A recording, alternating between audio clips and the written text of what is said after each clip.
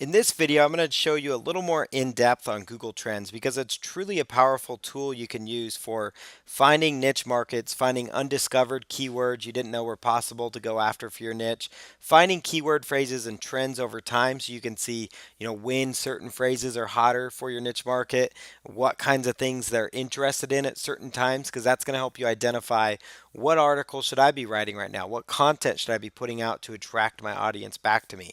So that's where tools like Google Trends really can benefit you, where they can help you out. So I'm going to go here to Google Trends and just go up here to explore topics. Now, we already talked about the homepage. They're going to show kind of the hot news and you can sort by location.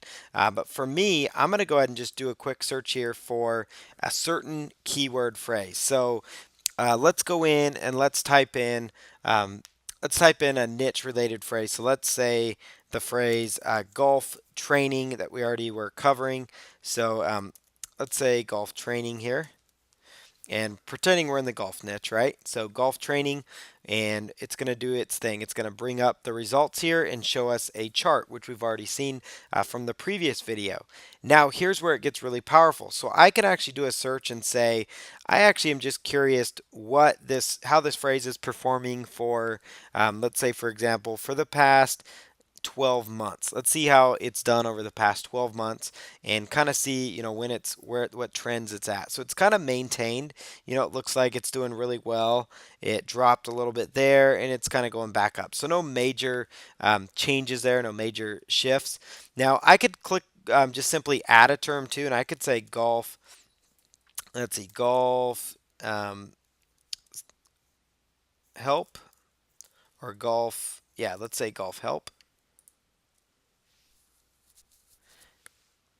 And the phrase golf help surprisingly has less because it's not as simple of a phrase, I guess, to solve that. So let's say cure golf slice, and let's see how that's comparing. So we can kind of compare keywords and see trends over time, see what keywords are getting more benefit. Now that's a longer tail phrase. I could do the phrase golf, for example, and notice it's going to color code it. So this one's red, golf help is red. So it's going to help me identify that, obviously that's up there. Now look proportionately, the phrase golf is obviously going to be getting a lot of traction there, a lot of traffic, but that's a way you can kind of go in there and just identify, what keywords. Now let's go identify even another niche. Let's say some obscure niche like, let's say, tonsil stones. Tonsil stones, it's a niche market that it's an issue people struggle with, so it's a niche market and they want solutions because they don't want to have surgery. So I'm going to type in the phrase tonsil stones, and I'm curious how it's performed over the last 12 months. Oh, that's interesting. Okay, so now let's look at maybe for all of 2015 and see how this keyword phrase performed. Notice kind of flatline there. Around the summer, it seemed to spike back up, so traffic seemed to be coming back.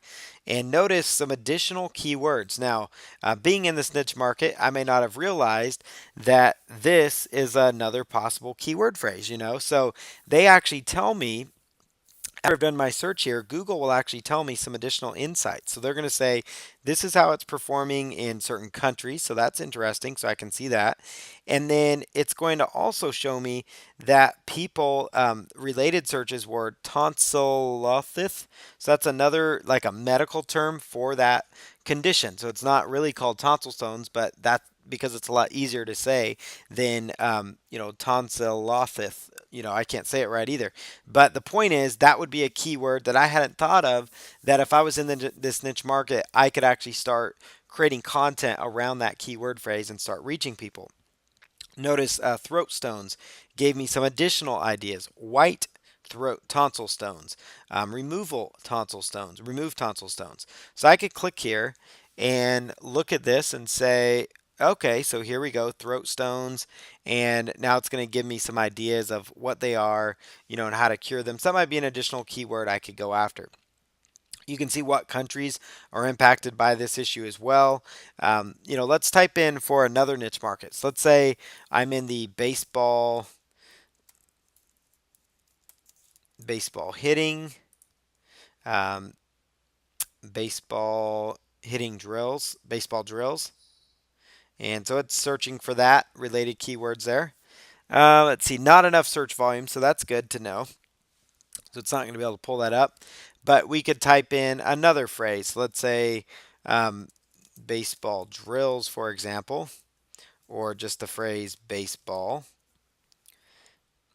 And we can see that the interest over time has kind of dropped here. Now we're looking at all of 2015. Of course, it went up for that time of year. We could look at 2004 to the present, see how the baseball industry is profiting over the years. Notice it's up and down, of course, when they have their off season, but it's very consistent and it's getting back up there again.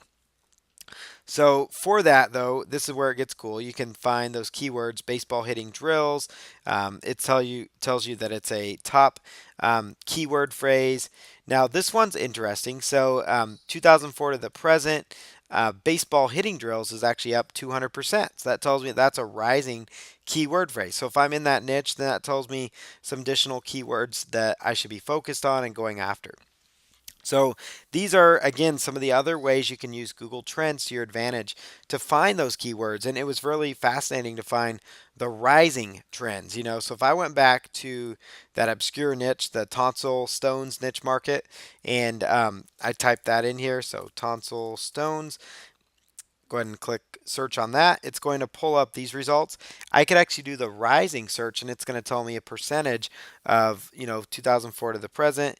Interest in this topic actually for the last 12 years plus is actually going up significantly. So that means awareness to it's going up. So that would be a good time to jump into a certain niche. And if I went to, now notice top is checked here. If I went to rising, I could actually see, how to prevent tonsil stones. That's breakout. Tonsil stone causes, that keyword phrase is up 650%.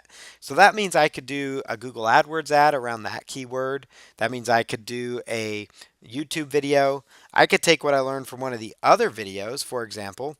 Notice tonsil stone causes. It's going to pull up a Google search window for me here. Whoops, it actually brought just that phrase. So let's go back here, type in tonsil stone causes.